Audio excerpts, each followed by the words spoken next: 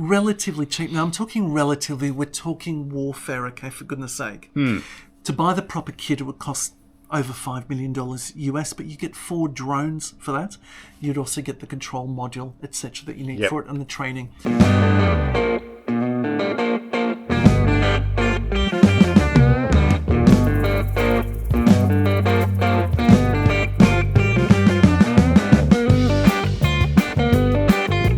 Welcome back to the Gunners Club. You're here with Gunner, of course, with Seuss. It's the Christmas season.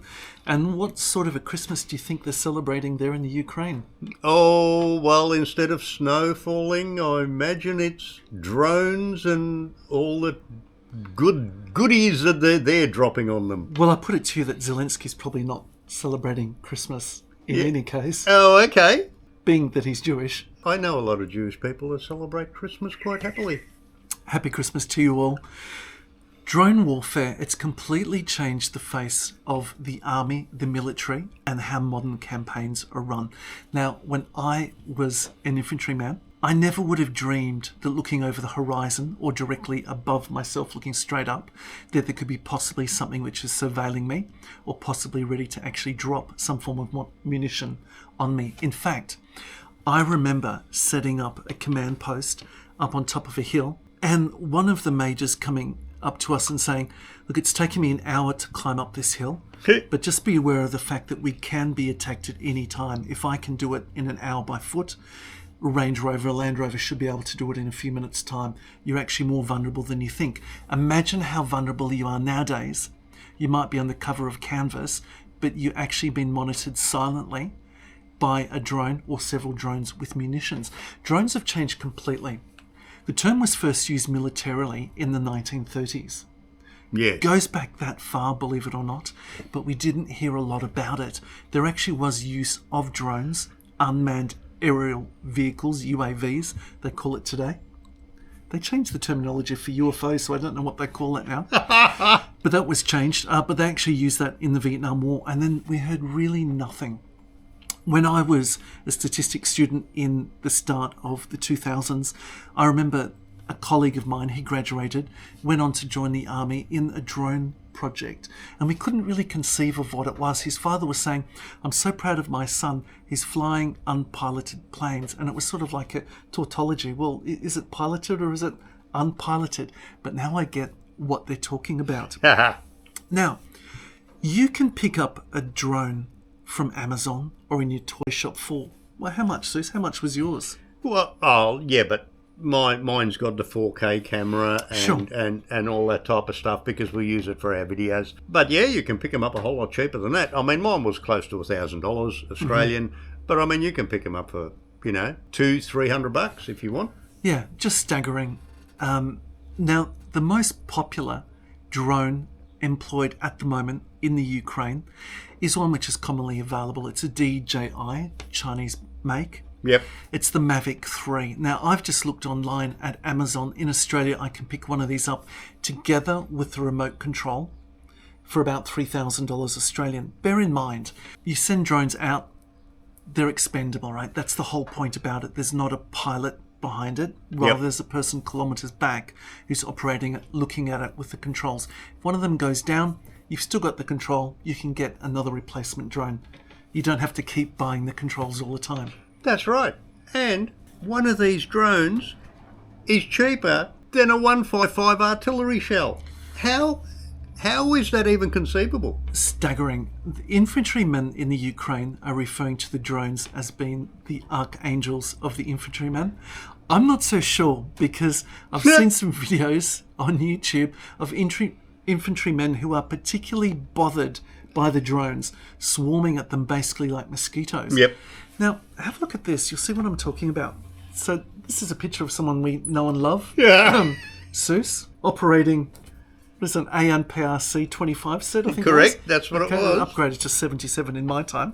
Out in the open, cheerfully doing his job. You would never think for a second that it's possible that there could be something in the air or something which is looking at you or lurking behind you, like a drone at that stage. It's just unfathomable. And I think before this incursion, most of Europe would feel the same way too. The Middle East were introduced to drone warfare by the Americans a little bit earlier. Now, this particular drone that they're using, the DJI Mavic 3, cost us about 3,000 Australian, about 2,000 US. About 70% of the drones employed at the moment in the Ukraine are this. You buy them over the counter, only you can't. If you live in the Ukraine, you can't buy them. What they're trying to say is we're not supplying for war. Yeah. So it means they access it through a country which is neighbouring them. With Congress deadlocked on whether to approve tens of billions of dollars in additional aid for Ukraine, that nation's domestic arms industry is becoming increasingly important. And perhaps the most vital weapon system it's producing is an army of drones. Nick Schifrin and videographer Eric O'Connor visited the front line in southern Ukraine to understand how drones have transformed this war. In war, there's never a safe space. But in this war, when the eyes in the sky are unblinking, the hunters are also the hunted. Why are we staying under the trees? Because there are drones flying all the time. Come under the trees. Above us, there are a lot of drones. That's why we constantly need to be under trees. And then just a third culprit. Yeah, it's an interesting sort of thing in that people are now privately funding the wars. What they're doing is having teams of people come together and have fundraisers and buy drones for the Ukraine. I think that introduces ethical problems, but we'd say that a country being invaded is an ethical problem in itself, isn't it? Of itself, yeah, as well. These things are quite capable. A drone can be used for many things. It can be used first off for reconnaissance. Now, what you do is you find out the movements of the troops against you, so you can prepare whether you need to move forward, backwards, dig in, whatever it is you want to do. But intelligence is basically everything. These things are virtually silent. They can be released as easily as from the palm of your hand. Correct. And off they go. Now, not a fan of this expression. In the Ukraine, they're actually tying grenades to it and calling them gifts. Yeah, that's right. And releasing them that way. Drones can be used for more than just that. They can also be used, and in the artillery, Seuss, you'd know about this, you fire and you look to see where the rounds have actually dropped. And then you have a forward observer. Generally, I don't even know if that exists anymore, a forward observer to go out with the binoculars and say, more to adjust, the left, more to the right, adjust fire, fire that's for right. effect, etc. I don't even know if that's necessary anymore, because what they're effectively doing, the forward observer is back a few kilometres with a cup of coffee and looking at the remote his controller. Yeah, something like the Mavic 3. Remember I said 2,000 US, 3,000 Australian. The camera on it is 4K. Yep. It's a Hasselblad. Do you remember when a Hasselblad was it and a bit? The Swedish camera manufacturer DJI just actually recently bought a majority share in it. And in fact, NASA still today uses Hasselblad for most of their space missions. Yep. And also all of the Apollo photos that you saw were done on a Hasselblad camera. You are getting this quality camera and picture, video picture, in 4K, and you're paying about $3,000. It is absolutely epic. I mean, the drone that we're talking about, specifically, for our YouTube type stuff, is basically this. It's a bigger version of this, but this is purely for the camera, and it's on a gimbal camera. It's a 4K camera. So this cost me, around about $1,000 odd, maybe $1,200 Australian for the kit. And they are improving all the time. So that's the drone. So, mind you, this is the Mini. So, these can't carry any munitions or anything. No, because but it so could light. certainly be used for reconnaissance. Oh, without a doubt. And you wouldn't even know it's there. If it's flying at about 50 or 60 metres up, you wouldn't hear it. You wouldn't even know it's there. You wouldn't be able to see it. Okay? So that's that. But when you're talking about the Mavic 3, that would be like 4 times the size of this. Not really that big. Still launchable from the palm of the hand. Yeah. Yeah, absolutely. But it's got the capacity to carry a grenade or a small shell. And, of course, they buy them over the counter and then they just modify them in-house to be able to carry these things. And quite often what they'll do is double the battery power as well. Oh, correct. Yeah. And they use it and they send it off as a suicide drone. Doesn't matter whether it comes back or not. It's irrelevant because it's so cheap. Yeah, suicide drone is a slightly different thing in that what it's designed to do is to actually drop and to bomb and to explode. I get what you're saying. It's a completely expendable piece of kit. It is. And in this case, as with the Mavic, it comes with its own controller, with its own viewer. You know, what you see on the camera is what you see on your controller.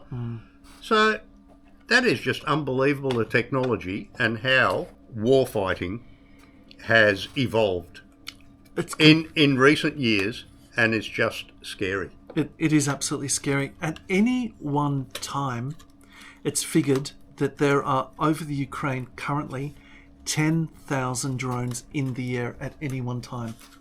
From second to second, you're expecting there is currently 10,000 which are actually in the air. When these drones get launched, you can actually detect them. There is actually a device you can buy, and it makes a sound when these are in proximity. Yeah. And these things, believe it or not, when soldiers have got them in their hands, are going off all the time, because that is just how often the land is being encroached upon. If you were to buy something like the Mavic 3, you would expect that there would be jamming against it, and some people as well.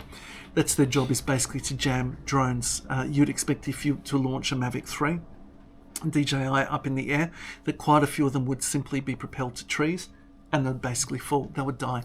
Hey, that's the casualty of it. DJI's got an interesting history in America. It's been banned for military use in America for similar reasons that the American government, the Australian government do not use Huawei. And in Australia, DJI as well is not permissible for use by the Federal Police or by Border Force, as well for security issues with the Chinese government, which is something which is stringently denied by China. Yeah. The drone which is really turning things up on its head at the moment, however, is a Turkish drone. This is very interesting because Turkey was having trouble sourcing technology from America and from the West, although it's sort of the odd member of NATO.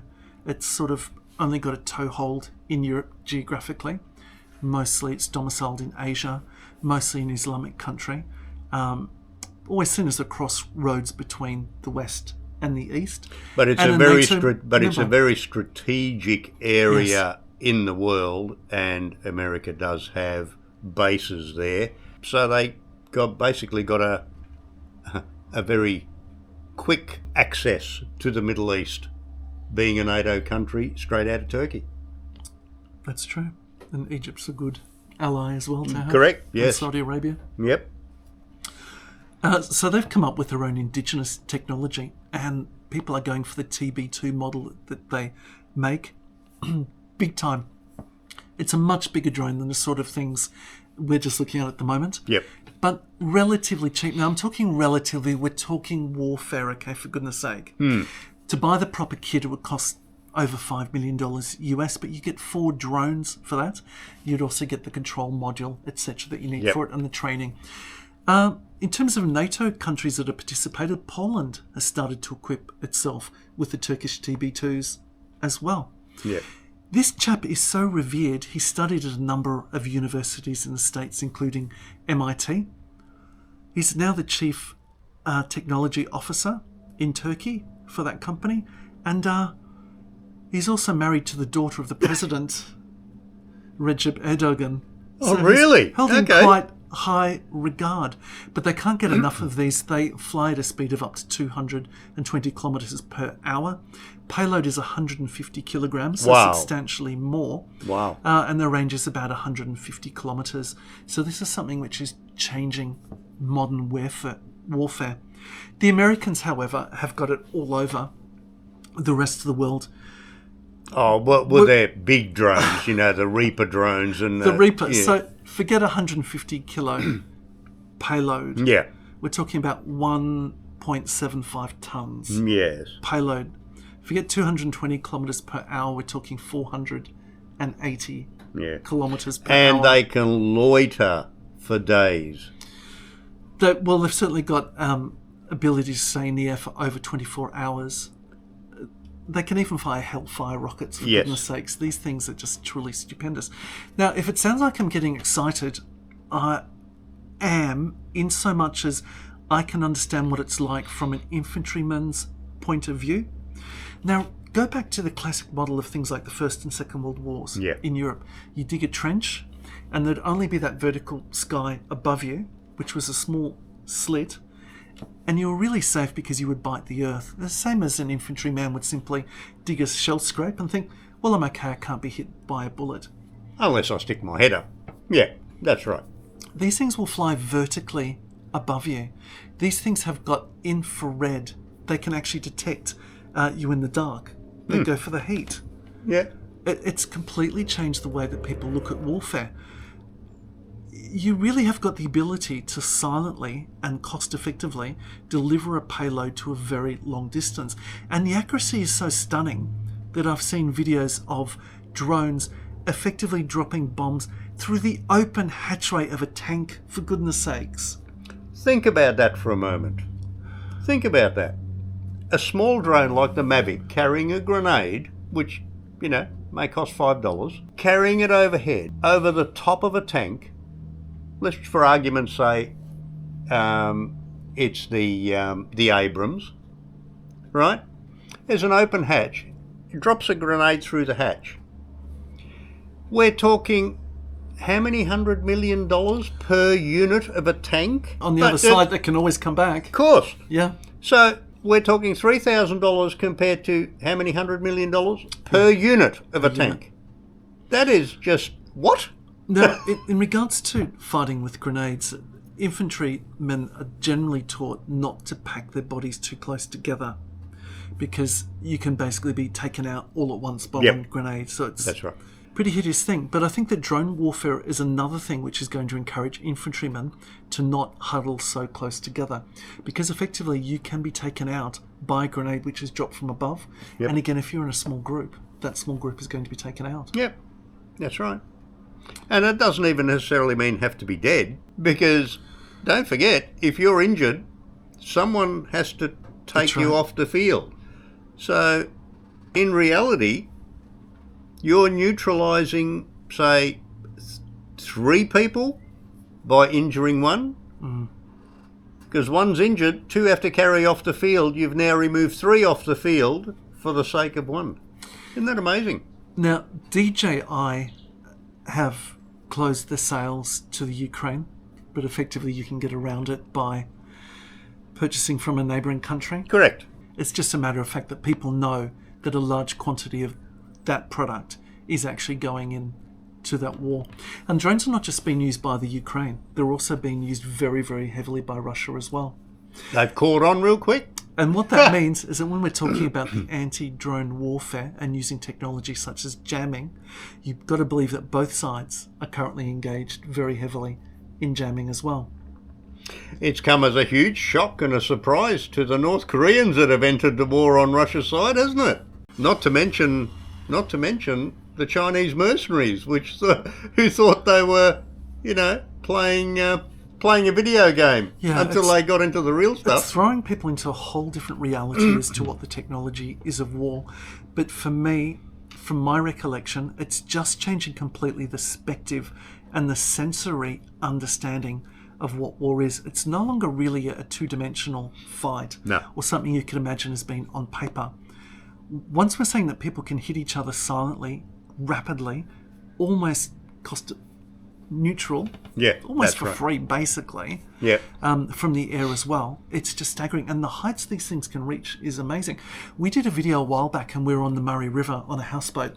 We launched the drone, and these things are like helicopters in that they ascend vertically. You can have it from your palm, and the Australian Army actually uses ones as well on the palm, where it's designed so that you open the box and you've got 2 drones. These are really quite small miniature ones, used only for reconnaissance. So you can imagine an infantryman has got them. He opens the box, he's got one in his hand, that launches. When the battery is tied on that one, the other one is ready to launch, and he charges the first one. It takes exactly as long to charge that drone as what the air distance is, the air time is of the second one. So one can constantly be in use. But we're meaning these people have got a God's eye, an omniscient view of the battlefield. They know exactly what's going on. And you think that it might be good from a distance that you've got a camouflage cover put over a howitzer or put over a Jeep. Once you've got a drone up close with a Hasselblad camera in 4K, you know exactly what's going on. Yeah, and no amount of camouflage is going to cover that. Yeah, that's right. Especially with the bigger ones, with the infrared cameras, it searches out body heat, so camouflage ain't going to help you. That's right.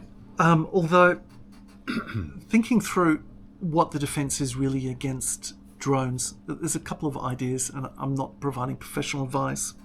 One of them is obviously movement is better at night than during the day, because not everything is going to have a thermal imaging device. That's right. That's something to be aware of. You might remember in the army what it was like when a flare would go off and you'd have to freeze and pretend that you couldn't be seen and just hope that you wouldn't be shot. Yep. If that was done for real, I'd find it very hard to stay frozen. But it makes me very mindful that with drone warfare, you have to count in the fact that you're very, very visible during the day. In fact, you're going to be seen during the day. It's totally changed the face of warfare, and the Ukrainians seem to be very adept at improvising locally acquired devices in ways that nobody have thought of previously. And it's coming as a shock to the Russians that they're fighting a totally different, totally different method of warfare that they have ever encountered. The psychology, right, Seuss, it's always been just to have overwhelming hordes of human beings. In the First World War, they didn't have guns for every soldier, so the first horde would go over with guns. Once they'd fallen, the second wave would come over, pick up the rifles, continue. And really, they've employed the same methods in Ukraine, just the human wave, the expendable humans. Well, now, humans are not expendable anymore. What's expendable is a $2,000 drone. Exactly right. Yep. And that can be mass produced so cheaply, and in a, when you think about the money involved in warfare, it really is insignificant. It is. What's not insignificant is human life, and we do hope a very peaceful and quick end to the war, and a lovely Christmas for you all. And if you like what you see, like, subscribe, make some comments, and we hope you join us in further adventures. We'll be here in the new year, making even more, provided you keep watching. Thanks, guys.